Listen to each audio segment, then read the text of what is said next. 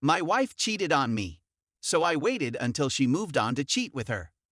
I was solely dating this lady and we were in a committed relationship. She had entered this relationship with some apprehension. She had informed me that anybody she dates only lasts 3 weeks before she moves on to the next one because the males manage to do something to cause them to part ways within that time frame. Her buddies, who didn't want to get too close to me since they knew I'd be gone soon, confirmed this. She was a divorced mother with a cheery attitude who was easy to get along with. I made it through the first 3 weeks, and her friends warmed up to me. We were with each other every chance we had. Weekends were spent visiting friends at local clubs and gatherings, drinking, dancing, laughing, teasing, obnoxiously making out, and going home to sleep. She had now come to recognize me as a faithful spouse who didn't goof up by chatting to other ladies. After almost 2 years together, she was at a crossroads in her life and needed to make a choice about finding a new career. She'd been out of work for a time, and her property was becoming a major burden. She had talked with a longtime acquaintance who told her that there are lots of employment in her profession in Phoenix as it was a significant move from Buffalo, NY, but she wanted to try something new.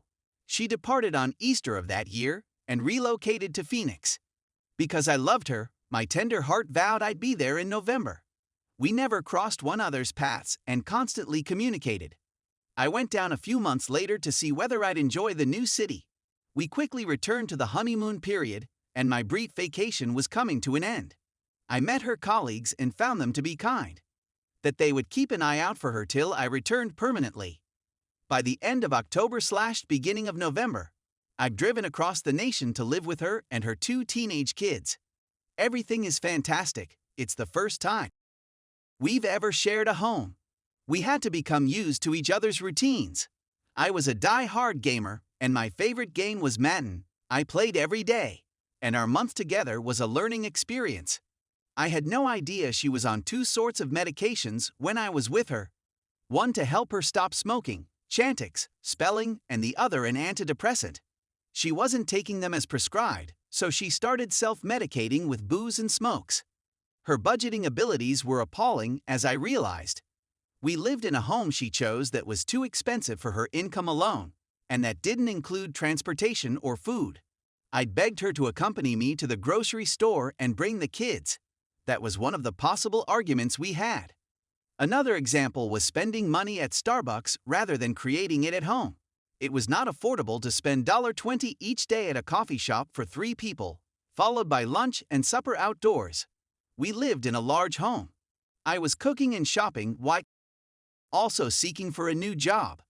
We were able to sit on opposite ends of the home without seeing one another because of this house. The main point of contention was a bottle of wine. I had purchased a large bottle to use in the kitchen. I was searching for it furiously. I'm prone to forgetfulness, but I remembered exactly where I'd put it. I asked her whether she had seen it in the sweetest and most loving tone I could muster. She then went to the garbage bin and inquired whether it was what was in there. I freaked out.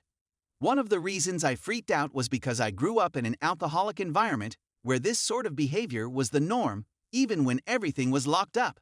She also grew up in an alcoholic home where her mother was a horrible influence, which contributed to more than half of the events in her life. This incident between us drove me to shut down. I can't speak when I shut down because it's going to be savage. I need some time to relax. But nobody of us was willing to budge. It took about 2 weeks for us to get on the same page. My birthday was the next month. We were resuming our relationship. We attended to her daughter's function that night. I didn't want to irritate her when all I wanted to do was spend the day dancing and drinking. The kids wanted to go with us by the time the kids' event was completed and we left them off at home. The time was 11 p.m. I'm becoming irritated since I wanted to have my one drink with her before midnight. We arrived in the bar around 11:55 p.m. She began to complain about how weary she was, and so on. We had that drink and a few dances, and then she runs into someone she knows. They talk for an hour without ever mentioning me. When it concluded, I was like, "Who's that?" She went on to say it was the girlfriend of the maintenance guy's son. I inquired as to why she did not introduce me. She said she had not considered it. So we headed home. It was surprised that we didn't have birthday. Instead, I slept with a practical stranger. As the new year approaches, I find myself missing my children. So I took a flight to New York to surprise them. I gave her money to pay the past rent and the current rent due before I left. She was taken aback, but I assured her it had to be done. I sent everyone New Year's wishes from New York, in between time zones and technology. Her kid was supposed to have them, but she didn't and felt cheated. I returned a week after New Year's and the home is freezing. I was being avoided. Hey, there's something wrong was overloading every sense of my existence. Because of year-end audits, she was working late every night. I had supper prepared for her. I sat down at the table with her and asked her how her day had gone. She conversed, but then she claimed she was sleepy and go to bed. I awakened one night when we were asleep. I had a strong feeling of foreboding. The only thing that was lacking was the ominous music. I went downstairs into the kitchen to look for her purse. We've always had an open door policy, so if you need anything, just let me know, and if it has to be replaced, it'll be replaced. Because she couldn't afford it, she shut off her phones throughout the relocation to Arizona. I gave her an additional phone I had left over from my divorce. I went straight to the phone, like if I was led there. I opened it and went through the paragraphs. After browsing through some random text, I came upon it. You adore me. I adore you as well. Out of shame, I shut the phone door. What in the world did I just read? Perhaps it was a joke. Nope. I then reviewed every text message that came before and after that one text message to get a sense of what was going on. The text came from the maintenance worker with whom she was working. This has been going on since November. I transformed my life to follow her cross-country.